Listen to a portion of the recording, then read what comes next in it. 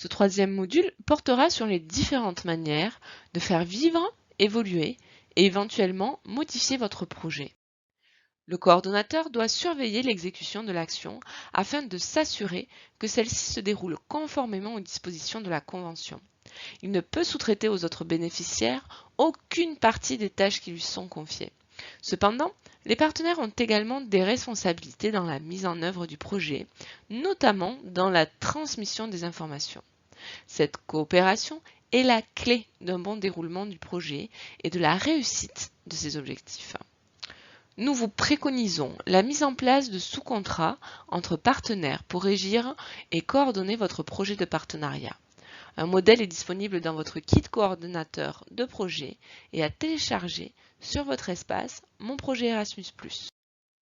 Certaines modifications sont possibles dans le cadre contractuel, c'est-à-dire sans avenant. Même si elles sont considérées comme mineures, il faudra toujours veiller à ce qu'elles soient dûment justifiées.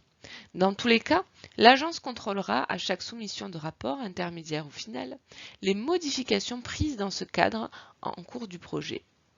Les règles de transfert sont énoncées dans les conditions particulières et dans l'addendum. Attention, les règles de l'addendum s'appliquent uniquement si le projet est impacté par la crise sanitaire Covid-19. Nous vous proposons ici des exemples de modifications sans avenant. D'autres modifications, dites majeures, nécessitent l'établissement d'un avenant à la Convention. Elles sont listées dans le kit avenant disponible sous votre espace Mon projet Erasmus+. En aucun cas, un avenant ne peut apporter à la Convention des changements susceptibles de mettre en cause la décision d'attribution de la subvention. Les avenants doivent faire l'objet d'une demande formelle, justifiée, accompagnée des pièces appropriées selon le type d'avenant et adressée à l'agence jusqu'à 1 mois avant la date de fin du projet. Cependant, la procédure prenant du temps, nous vous encourageons vivement à ne pas attendre le dernier moment avant d'adresser une demande. Enfin, la réception d'une demande d'avenant par l'agence ne signifie pas qu'elle sera acceptée. Cette décision est laissée à la discrétion de l'agence. En résumé, un projet KA2 nécessite une bonne communication à la fois en interne, mais aussi avec l'ensemble des organismes partenaires impliqués.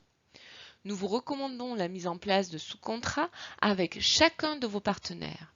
Vous trouverez un modèle à adapter à votre partenariat dans le kit du coordonnateur dans votre espace Mon projet Erasmus+. Il est possible de faire évoluer votre projet en fonction des contraintes et des changements rencontrés. Reportez-vous à l'addendum et à votre convention de subvention à l'article 1.17 pour étudier la possibilité de transfert avec ou sans avenant. Si vous devez demander un avenant, il doit être déposé en moins 1 mois avant la fin de votre projet. Pour bénéficier des meilleures conditions pour son traitement, nous vous préconisons d'en faire la demande 3 mois avant la fin de votre projet.